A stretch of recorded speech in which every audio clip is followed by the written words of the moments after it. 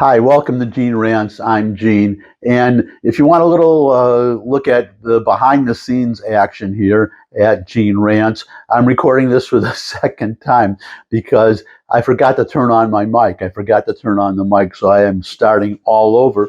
Hopefully it'll be better the second time after one sort of run through. Anyways, we're not going to Ukraine. We're going to the United Nations, but some big news. I'm sure you have heard about it. I know the major networks reported it, but Trump and Zelensky spoke at the United Nations the day before I'm recording this, actually, and the day after you're seeing it. Okay, and they spoke at the United Nations, and then they both met. They had a side meeting later at the United Nations, and Zelensky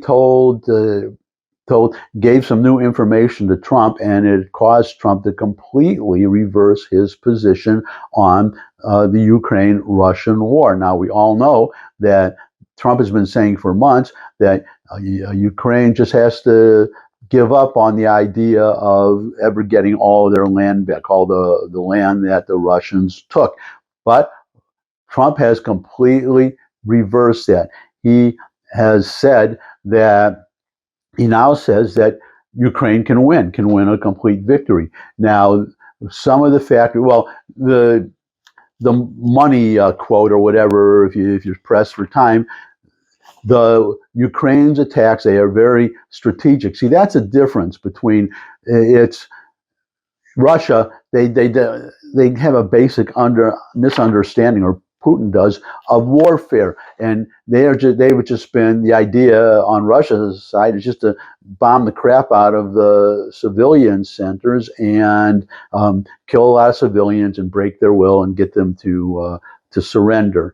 But a military strategist would tell you that, and this is the lesson that the Ukraine has learned: no, to win the war, bombing the civilian, if it does anything, it stiffens the will, and the civilians are not the fighters. You have to go after the fighters, but most important, you go after materiel, and you go after manufacturing sites. Things that you go after, the things that the other side needs to fight the war. If you take away their ability to fight the war, and you maintain your ability to fight the war, obviously, then you win. So that's what seems to be happening. I'm going to give you the full story, but I first want to give you just some of these factors that have probably influenced, that Zelensky probably told Trump. But anyways, it's not hard to get this information. In fact, I got it from an organization called the Institute for the Study of War, which I highly recommend. They have a website, but more important, they do a daily email, which you can subscribe to. It's free, and they'll give you progress reports on the Russia-Ukraine war, and also on Iran and Israel, the Middle East, all the various fighting that's going on in the Middle East, and they are very valuable. So I'm just going to give you a numbered list from the Institute of the Study of War. And by the way, as I always do, I link to this in the description to this vlog. So without further ado, 1. The Russian Ministry of Defense, MOD, continues to artificially inflate its claims of advance in Ukraine to support the Kremlin's false narrative that a Russian victory in Ukraine is inevitable. Russian forces are reportedly rearranging forces to prepare for offensive operations across several sectors of the front line, but lack the forces and means required to sustain these operations simultaneously. And I'm sure you've read stories about the Russians that are importing North Korean soldiers to fight. Actually, if I understand correctly, these are poorly. When was the last time North Korea was in a war and whatever? I think they're putting them on the front lines. They're basically cannon fodder, but anyways, getting off the track here. The Russian offensive in Kupiansk, I hope I said that right, is reportedly vulnerable due to the lack of sufficient forces to sustain simultaneous offensive operations against Kupiansk and several other areas along the front line. Russian officials privately admitted that Russia is responsible for the September 19 incursion of three MiG-31 interceptor jets into Estonian airspace. That's not really germane to what we're talking about today, but it's on the list, so there you go. This is now we're getting to the important stuff. Russian officials continued attempts to convince the Trump administration to allow Russia to continue its war against Ukraine unimpeded in the wake of U.S. President Donald Trump's September 23 comments emphasizing that Ukraine has the ability to retake all of its territory. That is the big news. That's a complete reversal. And, well, cue the tape. U.S. President Donald Trump said on Tuesday he believed Ukraine could retake all its land occupied by Russia. The sudden and striking rhetorical shift in Ukraine's favor came in a post on Truth Social, shortly after Trump met with Ukrainian President Volodymyr Zelensky on the sidelines of the UN General Assembly in New York. Trump wrote that Kyiv should act now with Moscow facing big economic problems, and that, quote, Ukraine, with the support of the European Union, is in a position to fight and win all of Ukraine back in its original form. There you go. That's from Trump himself, that he now believes that that Ukraine can win. Three more items on this list, and then I'll give you an additional comment or two. The Kremlin reportedly plans to allocate less to national defense spending in 2026 than in 2025, but acknowledge that it is increasing some taxes to fund defense and security. The Kremlin is likely looking for different avenues to raise funding for defense and national security spending without aggravating existing socioeconomic tensions. And this is the important one, number 8. Russia continues to suffer from gasoline shortages in Russia and occupied Ukraine due to repeated Ukrainian strikes on Russian oil refineries. That is the big news. Let me just give you a headline here to buttress what we're talking about. Kremlin bans petrol exports until 2026 amid Ukraine's strikes on Russia's oil sector. Russia's ban on petrol exports is now extended until the end of the year as shortages continue to hit the domestic market and spread across the regions. Kyiv says that in less than 2 months, Ukrainian forces struck 85 high-value targets in Russia. Let me put some additional detail on that. They have been hitting oil refineries. Now, I've been reading this for a while that the Ukraine sent in some drones and they hit an oil refinery, and I was saying to myself, big deal. I mean, there are probably hundreds or thousands of oil refineries in Russia. It's a big country. But I actually looked it up and was surprised to learn that there are only 38 oil refineries in all of Russia, and Ukraine has hit already 16 of them. And that's why you're seeing gas lines in Russia, as people have to queue up, as the British say, or we Americans say, get in line, long lines to get gas for their cars because there's a shortage, and the shortage is so bad. Well, we have Trump. He did it in his UN speech, and he's done it in other venues, pressuring our allies to stop buying Russian oil. But you can see from the headline I just gave you that Russia itself is banning the export of oil because they need it. And an important aspect of this is that Russia, this is the important part, I will get to in a moment. Well, bottom line, Ukraine has found a winning strategy, which I will give you in a moment, to win the war. And that is what convinced Trump, because it's so obvious. I actually thought of this myself, and I consider myself smart, but I'm not a genius. And I thought of this quite a while ago. It just seemed obvious to me. But the Russians, you're seeing this unrest, and you're seeing the oil. The point is, without the refineries, Russians do not have gasoline. They cannot get gasoline for their cars, but there's another byproduct of refining oil, which is much more important if we're talking about the war, and that is diesel.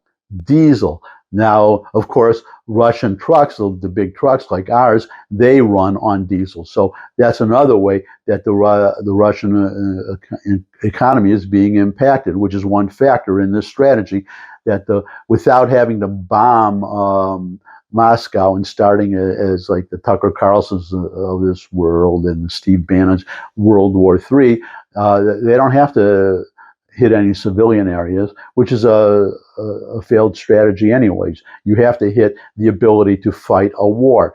And that's what the Ukrainians are doing. So they're hitting these oil refineries, and the Russian economy is hurting.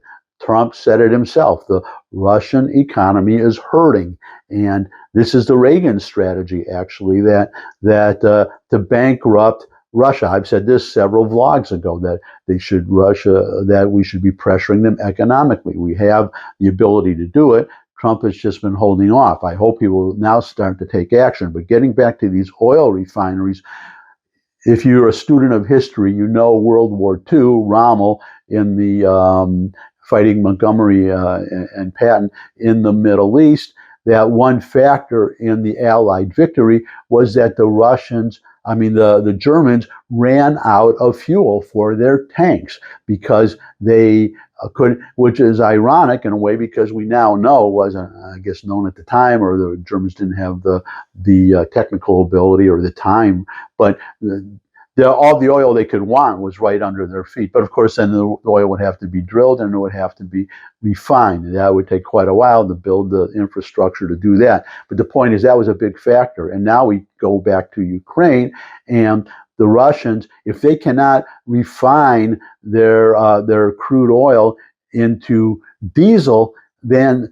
it's just inevitable that their tanks are going to run out of fuel, and then the tanks won't be able to run. I don't know what else the Russians are using in Ukraine that run on diesel. Well, gasoline too, shortage of gasoline, and that's what Biden has. Well, he just said, I just gave you that list. He's raising taxes to partially. Well, now he said he can't.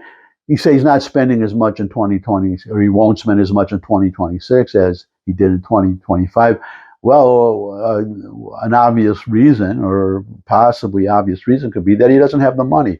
He's raising taxes, but then he's also looking for other sources of revenue, because besides the gas lines, you're having inflation in Russia, and then to put a tax increase on top of that. So he is getting to it's the guns or butter dichotomy, that the classic guns versus butter. How much oil is he going to deprive, or how much is he willing to deprive his civilian population of gasoline and diesel in order to use it for the war? So that is a winning strategy. It's a great strategy, one reason it's great, as I said, I thought of it myself a few months ago, and I do this very often. I say, why don't they do this? Why don't they do that? For instance, on tariffs, the little side, take a little side excursion here. You have all these businesses. Trump is under this delusion that China and these other countries, the exporters, are paying the tariffs. No, it's a tax on us.